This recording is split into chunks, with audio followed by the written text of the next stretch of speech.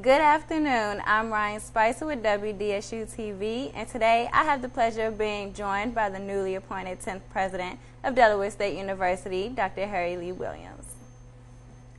Dr. Williams has served as our Provost and Vice President of Academic Affairs since July 2008.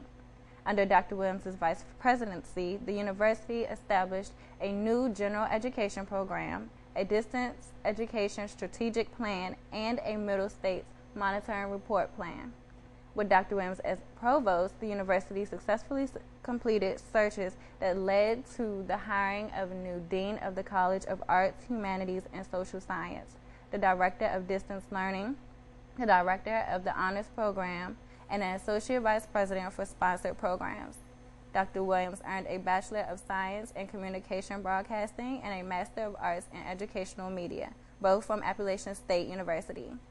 He earned an EDD in Educational Leadership and Policy Analysis from East Tennessee State University. Welcome, Dr. Williams. Thank you so much, Ryan. Today? That was really nice of you. Thank you. That you. was a great introduction. Thank you. I just gave a little tidbit on your background. Can you give me a little bit more information on something I haven't said yet? Well, I tell you, I think you covered it. You did a really good job of introducing me. As you know, I'm not a stranger to Delaware State. Right. I've been here now for about 20 months, and being granted the opportunity to serve as president is a dream come true. I mean, it's something that I've been planning for in my life, and to be here at this time is so exciting. I am married. Okay. I have two kids, two boys, 14. Austin is 14 and Gavin is 9. Wow. And my wife is a college professor, and she's not here now. She's an associate dean, actually, where she's working is in North Carolina at North Carolina Central University, but she will be transitioning here in May with the boys. So we're all excited about being a family here in Delaware and working hard for this great university. Right. How are your boys adapting to the new change? Well, I tell you, it's interesting. Having a teenager, he's got a lot of friends. You know yourself when you're a teenager, and moving can be a stressful venture. So they're excited about it because they're going to get to grow up on a college campus, and you don't get that every single day. Right. And they're going to be surrounded by a variety of people, a lot of positive people. So when you're in a community like this, it can only enhance your educational development.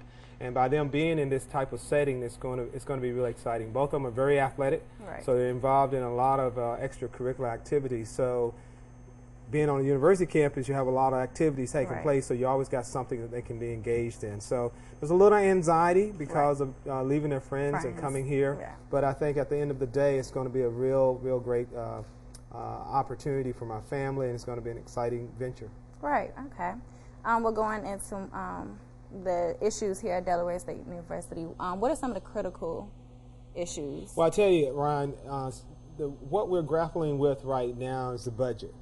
We're not doing it by ourselves. The state, the governor just announced yesterday his budget, and I have to go before the Joint Finance Committee on Wednesday to make our request in terms of for Delaware State. So we're looking at some real tough times ahead, but there are challenges that we can handle. I'm not concerned about that aspect of it, but trying to grapple with the budget and where we are and looking at, might be some cuts. So we gotta take all that into consideration. So that's going to be a major challenge for us. Right. More so with the challenges, how do you see yourself being able to fix the problems and to overcome the challenges? Well, I tell you what, I think I like to call them challenges, not problems, mainly because when there are challenges, you can bring a collective group of people together to address them and work out solutions to those challenges. And I feel very confident that we have a team here at this university where we work with our faculty, we work with our senior administrators, and we look at what's going to be the best strategy in terms of how we're going to tackle these challenges that we're going to be facing. So I feel confident that we will do it. We will do it together as a family, but it's going to be tough. It's going to be really tough. Okay. Talk about your process to becoming a president. I know you were the provost, right? And the different changes that have occurred so far? Well, I tell you, it's interesting.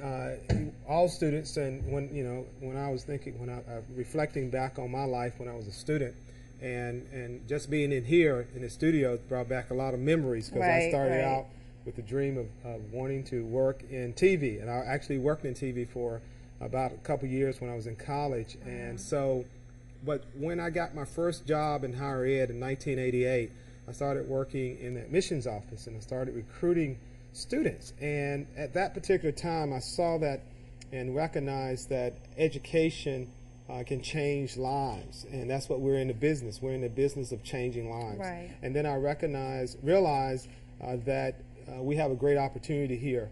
I read a book, Booker T. Washington, Up from Slavery, and in that book, Booker T.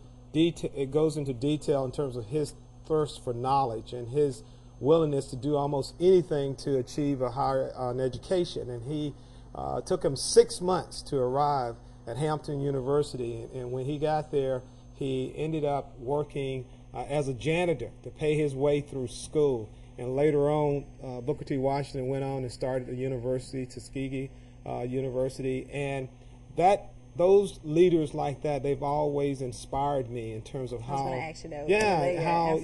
how education can just change your life. So in '88, I made a decision that I was going to make education my career.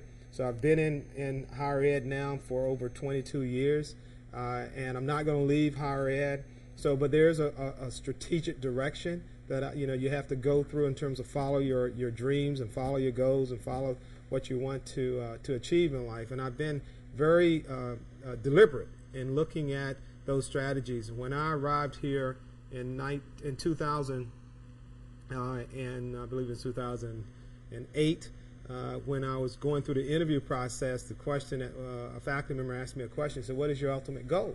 And I said, ultimately, I'd like to be the president of a historically black college and university. And I said that very matter of fact, because I knew that was going to be my goal, right. And that by arriving here as provost, that would be one step in moving to that goal. And I've been able to achieve that, which is pretty amazing. That's good.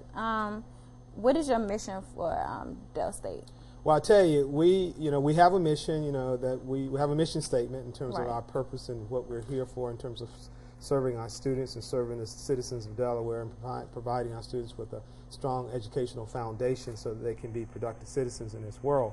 But we also have a bigger mission in terms of how do we look at our vision. And one of the things that we're going to do here, we're going to craft a new vision for Delaware State University, and we're going to do it together.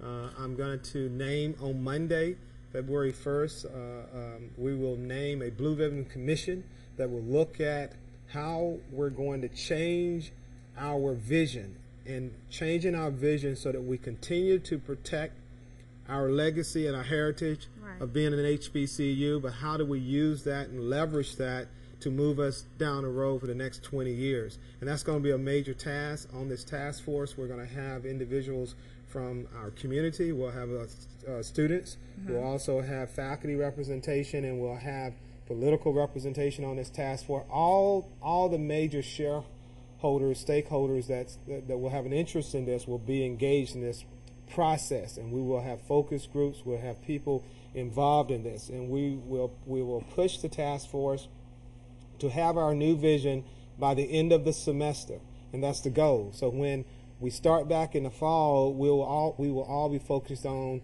our vision in terms of how we're going to move forward as a university. That's awesome.